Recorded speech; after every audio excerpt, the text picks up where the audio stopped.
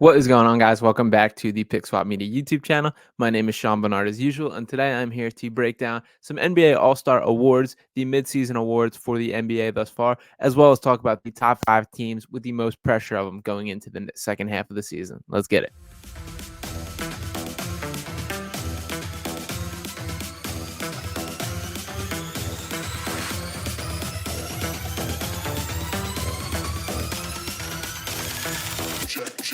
Check it out. Step back, James Harden, right on target. Bang, bang, George Niang to Paul Reed from Tyrese Maxey. Joel Embiid.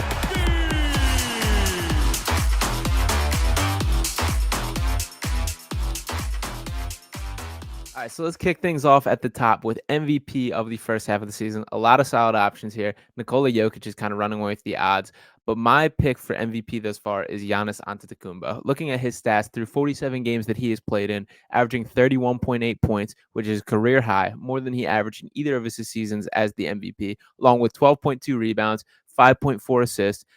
Led the Bucks to a 41-17 record, which is good for second in the East, just a half game back out of first place. In the last 10 games alone, averaging 34.9 points, 12.8 rebounds, 5.9 assists on 38.1%. 58.1% from the field. He's crucial on both ends, gets it done defensively as well, which is a big deal to me. Chris Middleton has not been able to get healthy pretty much throughout the bulk of the first half of the season. So to me, he's kind of doing what Nikola Jokic did last year in carrying a team that is battling injuries to success. He's elevating them with his play. He's scoring more points than he did as an MVP, still as impactful on the defensive end. That Bucks team is nobody to be played with, and Giannis is at the heart of everything. So I'm surprised by the lack of kind of national MVP buzz for Giannis. I personally think he deserves it, and he's number one on my list for now, but we will see what happens in the second half of the year. Moving on to Rookie of the Year, Paolo Banchero is running away with this award, and I tend to agree with it. Averaging 19.9 points, 6.6 rebounds, 3.6 assists, only shooting 28.1% from three and 41.9% from the field. So the efficiency is something to keep an eye on, something that he's going to have to work on moving forward in his career, but still very young and still being very productive so far. This is especially impressive considering looking at that Magic team. While, yes, they are still in the rebuilding process and very youthful, there's a ton of guys on that roster who pretty much are built and look like Paolo. So to find a way to differentiate himself and distinguish himself and establish himself as the guy is not easy as a rookie, and we're seeing that. So I give Paolo a ton of credit. I also want to shout out Benedict Mathurin. To me, he's pretty close in the running, and I think it's a two-man race between those two. I'm surprised the lack of buzz. It seems like it's pretty dead set that Paolo has the red carpet laid to collect the Rookie of the Year trophy, but I think Ben Mathurin is right in there, and I am a Ben Mathurin guy. I have loved him since his time at Arizona, but just looking at his stats this year, he's played in 60 games, averaging 17.2 points, 4.1 rebounds, 1.4 assists, shooting 31.9% from three on 4.3 attempts, 42.9% from the field. Another guy that needs to work on his efficiency, but better than Paolo in both categories there. And that's one of those things that happens when you kind of make that college to NBA leap. Efficiency is something that tends to catch up, and I have faith in the long term. Also, Mathurin leads the NBA in individual bench points as things currently stand. So really jumping into that kind of six-man role for the Pacers. I love Ben Mathurin. I think he's got a phenomenal career. I think both these guys have a phenomenal career ahead of them. So I do think it's a two-man race between them the rest of the way. Paolo definitely has the edge right there. Moving on to most improved player. To me, this is far and away Lauri Markkanen. Looking at his stats this year, averaging 24.9 points, 8.6 rebounds, 1.8 assists, a career high 41.2% from three and 51.2% from the field. That 24.9 points per game is also a career high for him. The Javs have cooled off from their kind of hot start to the season. They were widely expected to be entering that Victor Wembanyama sweepstakes when the season kicked off, and they just were too good to be involved in that when things kicked off. But they've slipped to now 29-31, which is good for 11th in the West. Still probably a notch too good to be in that true top of the contention category for the top pick. But Lauri has established himself as a key building block moving forward. Earned an all-star appearance this year, well-deserved in front of the home crowd. To me, he's far and away elevated his game more than anyone else, and I believe he should be rightfully the most improved. I will shout out Cam Thomas as an honorable mention. He's a guy very much impressive, especially in the absence of Kevin Durant, Kyrie. I think he's going to have a pretty special second half of the season without them there. I am against Shai Gilgeous-Alexander and Jalen Brunson getting this award, who are also up there in kind of the top rankings and odds for. And that's simply from the fact of we know who those guys are. These guys are both already excellent players. Shea specifically, we knew was the franchise centerpiece for the Thunder, and the guy that they were building around has been the case for several years now. It shouldn't be a surprise that he's this good, because he's kind of always been that guy, and he's definitely taken steps forward, deserves credit for him. But to me, the most improved is a guy who takes that significant leap to kind of separate himself and take his career path in a direction that maybe it wasn't expected would be the case, which I think is what Lauri Markkanen has done. Jalen Brunson having a great year and definitely has taken some strides forward as well. But I feel similarly that he already was kind of this guy in Dallas with the Mavericks. He's had a better chance in New York to take further step forwards, but he was already on the map. Moving on to Coach of the Year. To me, I'm going with Jacques Vaughn here. And this is a bit of a surprise. He's 6th in odds at plus 1,000. There's a lot of good options for Coach of the Year this year. I think Joe Mazzulla is very deserving. Mike Brown with the Kings, extremely deserving as well. But to me, Jacques Vaughn has just dealt with so much, been such a hectic year, a situation that no head coach is ever really equipped to deal with when we're talking about the Kevin Durant, the Kyrie Irving drama, the injuries, the dealing with Ben Simmons and everything that comes with it. The Nets are sitting at 34-24 in 5th place in the East and not out of things. Vaughn did a specifically great job stepping in after the Steve Nash hiring, took over just a few games into this year and really changed the identity of this team. He got them to buy in on the defensive side of the floor. They were posting some elite defensive metrics during a stretch, and they had flipped the switch into true contenders as constructed, even with all the off-court issues and egos and mindsets and everything else that was going on in that locker room. The Nets were competing on an every game basis. And even now that things are blown up, I still expect this Nets team to be fairly competent and competing. I mean, we saw Mikal Bridges drop 45 just a few games before the break. They have some tools there. They're not contenders anymore by any means, but I do believe in Jacques Vaughn to keep this team moving in the right direction. I'm so happy for him that he got this extension, got the full-time job. He's very deserving, has been for several years now. Just an awesome guy, awesome coach, and for me, he's my coach of the year. Next up, 6th man of the year. This is a fairly obvious pick, but I'm going with Malcolm Brogdon here. Through 50 games, 0 starts, he's averaging 14.7 points, 4.2 rebounds, 3.7 assists, shooting 45.5% on three-point attempts, which actually leads the NBA. Took over Isaiah Joe, who is right behind him at 45.2%. Both guys shooting at a ridiculous rate, so impressive there.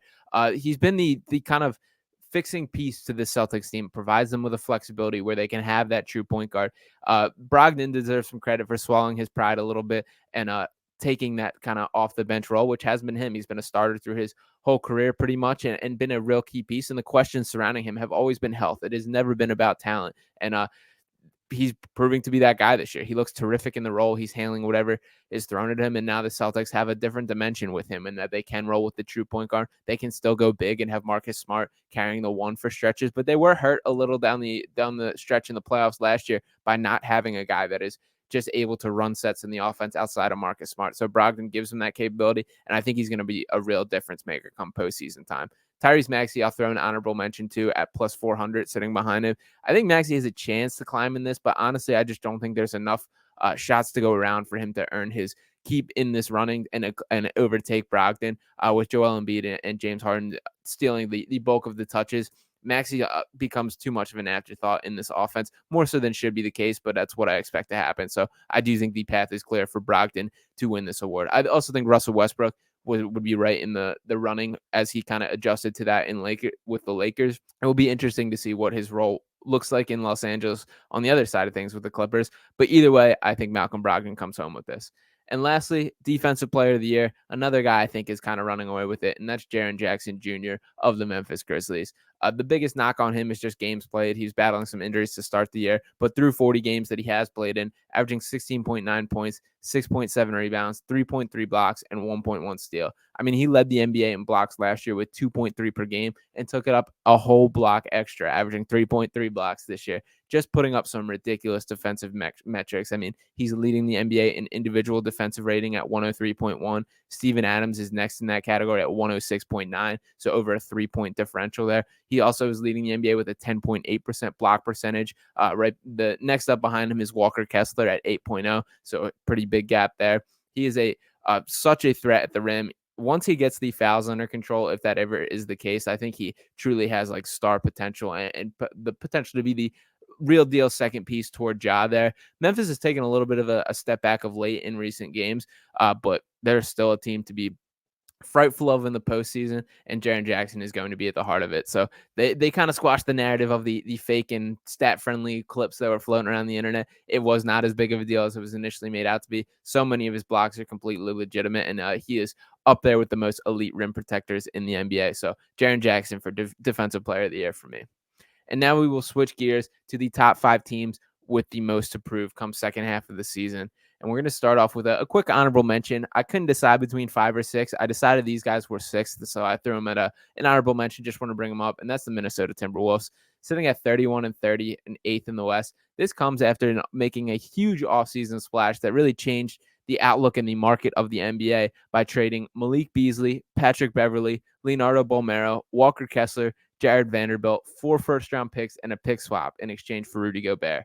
When you make that big of a splash, you want a little better return than be sitting in 8th place in the Western Conference, and not a great outlook for your team or the player that you got. I mean, we see the metrics of them being better without Rudy Gobert on the court. The Karl-Anthony Towns and Gobert pairing hasn't really worked. Anthony Edwards is by far the alpha dog of that team and kind of the deciding factor. But they're kind of stuck with Rudy for a couple more years, and they're going to have to find a way to figure it out. So more from an expectation standpoint, I don't think the pressure is ridiculous. It's kind of, I don't think anybody looks at them as contenders or even really fringe contenders, but I do think there's a ton of pressure to just figure out how to make that relationship work. You're stuck with them, got a massive contract, and got to figure out a way to make it work. So that's what I'm looking for and where I think the pressure is on for them. That's in the second half of the season. Number 5, I'm going with the Dallas Mavericks, sitting at 31-29, 6th place in the West, making another big splash and a team that goes all into the deadline by trading for Kyrie Irving. Kyrie is obviously a free agent at the end of the year, so a bit of a rental. Maybe it turns into a long term. So I think that's kind of where the pressure comes in, is they need to figure out how to compete this year. And I also think there's something to people looking at the Mavericks as a little bit of a fraud. This is a team that lost to the Warriors in the conference finals last year. They absolutely destroyed the Phoenix Suns in the playoffs to get there. And the Warriors obviously went on to win the title. So a respectable loss for sure there. They need to prove it to the NBA that they're legitimate. Luka Doncic, that's why I have a full video you can check out on my thoughts on the Kyrie trade and why it was such a win for the Mavericks. But the biggest root of that is I think they're proving to Luka Doncic that they are committed to winning, that they are committed to building around him, because he needs the help. I mean, he was putting up some historic usage numbers, ball dominant numbers, just dribbles, time of possession, all just off the charts, and they need another guy. So Kyrie Irving is that guy. He is better than Jalen Brunson by a pretty wide margin. And if you can get a best behavior Kyrie Irving for just the second half of the season, you can't count this team out. So I think they're going to have a chip on their shoulder. I think they're more legitimate contenders than they're being given credit, and they're going to prove it in the second half. Number 4, I'm going with the Los Angeles Clippers. Sitting at 33-28, 4th in the Western Conference. They have been a strange team to watch this year. And the biggest reason for that is we just haven't seen enough of what they look like as fully constructed. Kawhi Leonard has played just 34 of their 61 games. Paul George has played just 44 of their 61 games. This is a team that has embraced just the load management and injury prevention more than anyone else in the NBA. But the bottom line is they've now got to back it up and prove that that's worthwhile. We haven't really seen it yet. I mean, last year they didn't even make the true playoffs. They were bounced in the play-in series by the New Orleans Pelicans. And this comes just a year after they made the conference finals in 2020-21, where they lost to the Suns. And their numbers on the season, it just have not been great. I mean, 27th in the NBA in points per game, 21st in offensive rating. They brought in Russell Westbrook as their kind of, I guess big splash. They made a couple other changes as well, but Russ, according to Vegas, actually decreased their chances of winning a championship or anything else. It's going to be an odd fix. There's a whole lot of just bizarre roster kind of building decisions on this team. So as much as like they've gone all in and it felt like they had a path paved for them for long-term success, I think they need to prove it this year. And there needs to at least be some sort of just cohesive basketball unit on the floor in a way that there really hasn't been throughout the whole season. So I do think there's a lot of pressure on the Clippers to figure it out and put some sort of relatively good product on the floor. Number 3, I'm going with the Denver Nuggets. The Denver Nuggets having a terrific year, sitting at 41-18, first in the Western Conference, yet it feels like no one takes them serious as a championship contender. I mean, they went to the conference final in 2019-2020, where they lost to the Lakers, who went on to win the championship that year. That was, of course, in the bubble. There was some Wild stuff done by Jamal Murray in that bubble. Some of the best basketball that he's played for his career, probably the best basketball that he's played in his career. Nikola Jokic this season, continuing to take things to another level, averaging 24.7 points, 11.5 rebounds, 10.1 assists.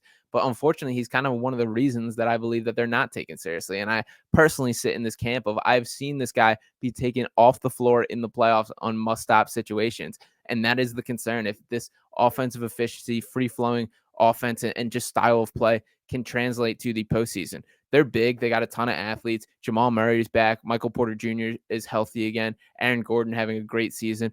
They got a lot of nice pieces to surround Jokic with, and that make up for a lot of the defensive liabilities in this area. But the bottom line is that your center's got to step up on the defensive end. I mean, when they were bounced by the Warriors last year, that there was clearly a target on Jokic where they were just setting a pick and roll, getting Steph Curry on Jokic as the matchup, and they absolutely capitalized. So the Nuggets have to find a way to combat that, figure out a way to overcome it, and that will kind of be the make or break for how legitimate they can be in the postseason now and moving forward. And that is the question. They're still a scary team. They're very good. I think they're better than they've gotten being given credit as a contender, but they have a ton to prove, and I don't think anyone's going to take them serious until they see that.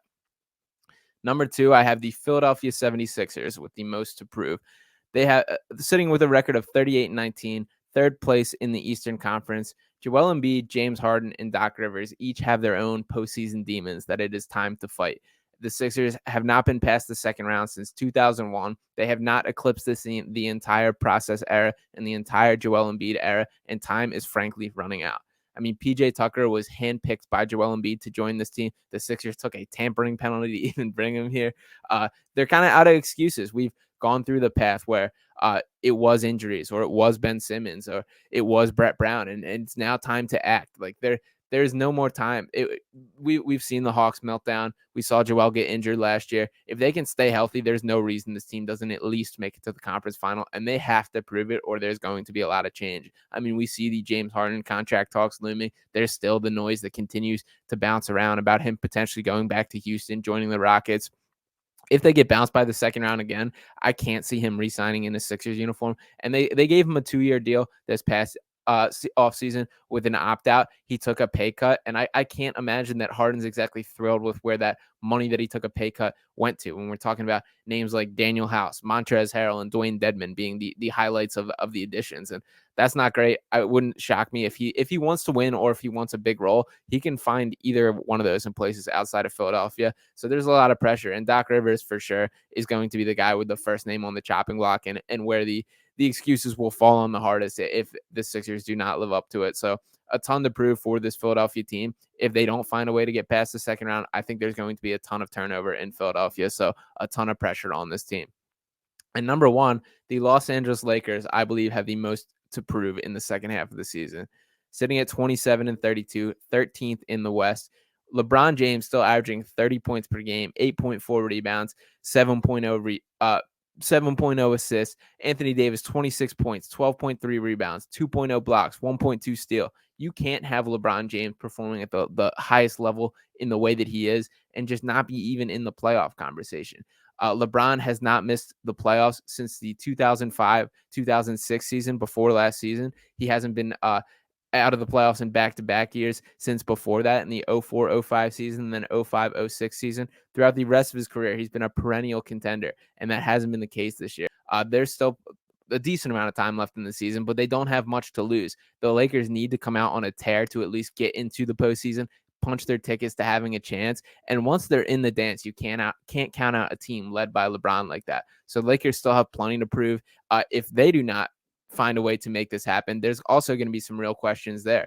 Can Anthony Davis truly be the guy to pass the torch to, considering the injuries that he dealt with? He started the season at a very impressive rate, looked terrific, looked playing some of his best basketball that he had in several years, but then like clockwork, the injury issues catch up to him, and it's just kind of hasn't been the same. So he struggled to stay on the floor and be effective when he is on the floor. So there's some concerns with AD, and LeBron, you have to see his frustrations there. I mean, he messed up his hand a little bit at the All-Star game, his foot injury lingering a little bit. So he's beat up. He's 38 years old. He does not have all the time in the world. He definitely is going to be intending on competing and contending this year, and the Lakers team has to match that energy. So a ton of pressure all around. there's a ton to watch out for all around in the second half of the season, and not just the Lakers and not just these teams that I mentioned. But yeah, a lot of pressure. We'll see what happens. I'm excited for the second half of the season to get under wraps. I'm ready for this All-Star break to be over and for us to be getting back to basketball. Drop a comment. Let me know what you guys think. What are your awards? What other teams do you think have a ton of pressure on them? I appreciate all you guys for tuning in. Make sure to drop a like and subscribe on this video if you have not already, and I will talk with you next time.